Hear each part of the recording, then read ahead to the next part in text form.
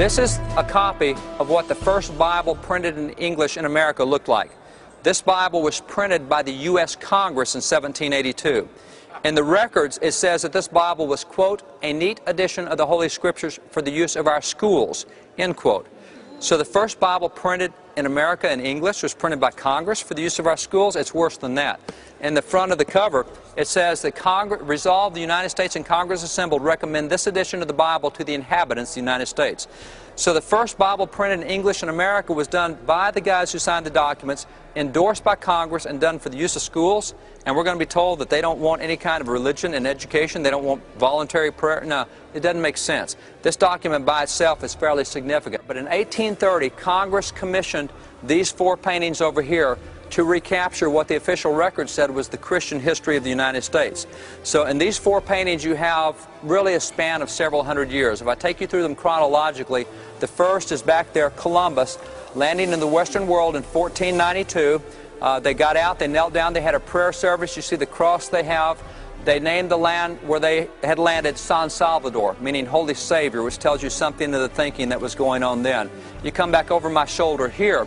This is the baptism of Pocahontas in Jamestown, and this was in 1613. Over here, the fourth painting is 1620. This is the embarkation of the Pilgrims coming to America. You see them gathered around the Bible there. You see the prayer meeting they're having. Now, if you just take those four paintings right there, those four paintings in this great secular hall of government, those four paintings represent two prayer meetings, a Bible study, and a baptism, which is not bad for a secular building. As a matter of fact, you're standing in what in 1857 was the largest church in the United States, is the U.S. Capitol. Back on December the 4th of 1800, members of Congress, members of the Senate, Thomas Jefferson was over the Senate, you had John Trumbull over the House. They decided that on Sundays we would turn the Capitol building into a church building. And starting on Sunday, we started having services in the Capitol. Now, 6 weeks after that, Thomas Jefferson became President of the United States. But for his 8 years as President, he went to church here at the U.S. Capitol, listened to the sermons here at the Capitol, and being Commander-in-Chief, he decided he could help the worship here at the Capitol. He ordered the Marine Corps Band to come play the worship services at the Capitol. Now, that'd be kind of cool having the Marine Corps Band as your worship band, you know, in church. That church went for the better part of a century, and by 1857 there were 2,000 people a week that went to church in the hall of the House of Representatives. In addition to that, there were four other churches that met at the Capitol. First Congregational was their church home, as was First Presbyterian, as was Capitol Hill Presbyterian. Churches met here. There was nothing secular or seen to be secular about this building until the last 30, 40, 50 years. I'm revived. I feel different. I feel that I'll go home and know how to pray. Last night we walked around the Capitol. I spent more time crying and weeping listening to Brother David as he spoke about our government and the documents that he held up. And I said, Lord, how can I be used? The David Barton tour of the Capitol, that was awesome. It was enlightening. It was awesome. There was so much that I didn't know. It opened up our eyes where the media will only give you one side, but we got to see what America was built on. And even though we knew it, we got to see in depth. And just the information that he gave us, it blew my mind. Though I've lived in the general area for over 20 years now, I'd never been inside the Capitol before. I'm within 2.5 hours of the Capitol. And David, the leader, was just phenomenal. So one of the highlights for me was going to the Capitol building and getting some history about what's been going on as far as how this nation was started. And we've been lied to, and that's the honest to God truth.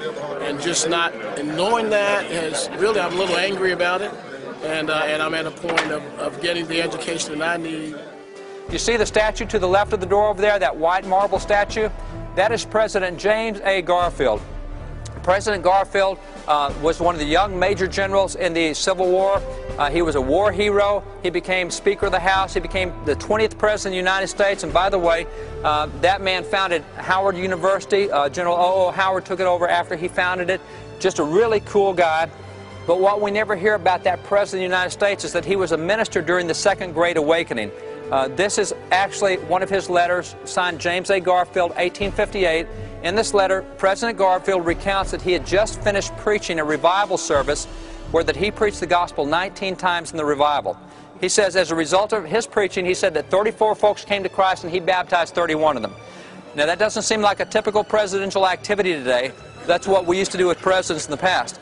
Again, you'd walk through, you'd see that statue, you'd think, oh, there's a president. You'd never think there's a minister. We've so compartmentalized Christianity in such a small box that we don't realize our military leaders, our ministers, our educators, our presidents used to be ministers. That's why I say about 1/4 of these statues are ministers of the gospel. The church has been silent. It's been a real eye-opener to see, the forefathers of our faith in this country, how they engaged the culture. They had a positive impact on the culture, and really we're all the beneficiaries of that generations later. Now, if you come back to these guys right here, these 56 guys right here are the ones that create all the problem with religious expression in public today. You see, every time we go into a public setting on a court case, and what's happened is we've all been trained to recognize the two least religious founding fathers. We can all find Jefferson and Franklin, and everybody else was just like them. Really? I mean, most people have no clue that Jefferson started church in the U.S. Capitol, that it went for a century. Most people have no clue that Thomas Jefferson in 1803 negotiated a treaty with the Kaskaskia Indians in which Jefferson put federal funds to pay for missionaries to go evangelize the Indians and gave federal funds so that after they were converted, we build them churches in which to worship. And that's our least religious founding father, okay, which tells you something about the others. Out of the 56 guys who signed the Declaration, you have 29 who held seminary or Bible school degrees. My first visit to FRC was that of going through the Capitol tour with David Barton. And that changed my life, because in that tour, we learned and found out things about this nation and the founding of this nation that are wholly and strictly Christian from the Bible.